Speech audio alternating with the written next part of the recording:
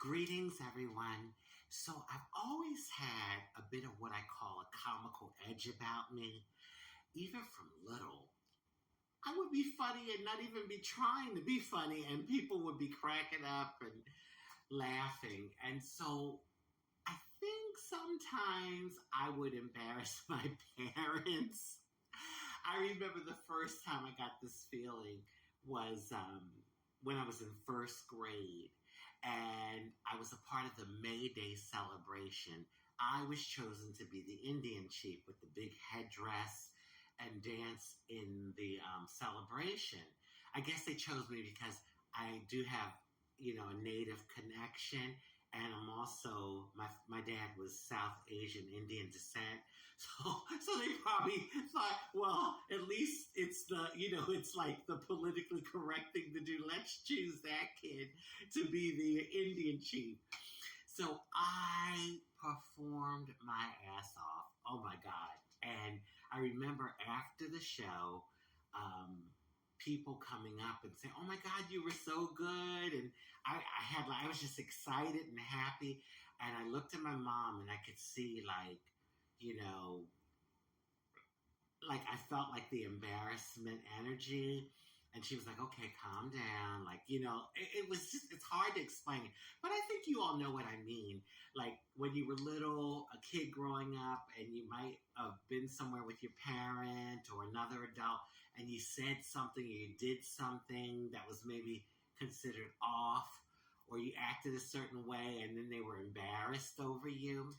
So another time, I was in fifth grade, and I was in a play. It was a Christmas play. So I got the fabulous role of one of the elves. And anyway, at the end of the show, the finale, like the grand finale, the elves were going across the stage, and we were supposed to be dancing in unison. Well, for whatever reason, during practice I had it, but for whatever reason, I was off step. I could not get in sync with the other elves. And I had this look on my face, and people were cracking up. It was almost like the whole auditorium just burst out in laughter. And I think a lot of them thought that it was purposely done, as like a funny ending. So afterwards, I remember people coming up and was like, "Oh my God, you were so funny." And I looked at my parents, and you could feel like, this kid and the embarrassment. So not that I didn't get love and support growing up. I did get some, thank God. But I just think that was a part of me that maybe they were a little embarrassed about or didn't know how to really deal with. So they didn't encourage it and nurture it. I did get some encouragement later on when I was in high school. It was from the high school drama teacher. I was in a play. I had 2 or 3 serious scenes in this play. And this one scene, it's supposed to be like a nightclub scene.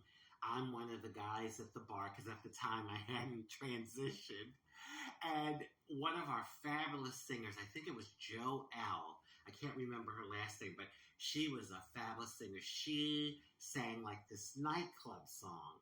And while she was singing, I was at the bar having a drink, and I was supposed to light a cigarette. Being serious drama now, not comedy. And the audience bursted out into laughter. They were cracking up at me. And all 3 scenes I had that were supposed to be serious, they were just cracking up. They thought I was hilarious. So after the play, the drama, the head of the drama department, I should say, Mel Williams was his name. Oh, God bless Mel. I don't know if he's still here on the planet.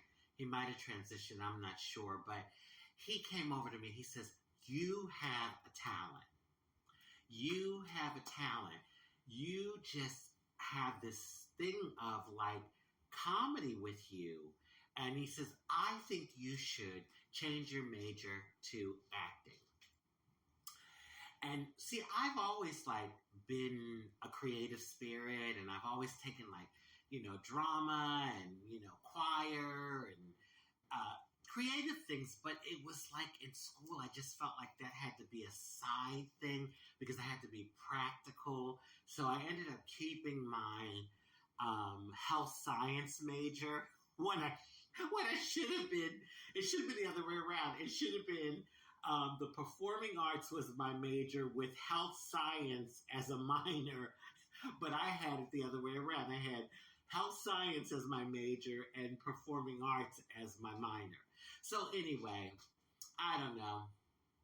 Who knows where it could have led if I really pursued it.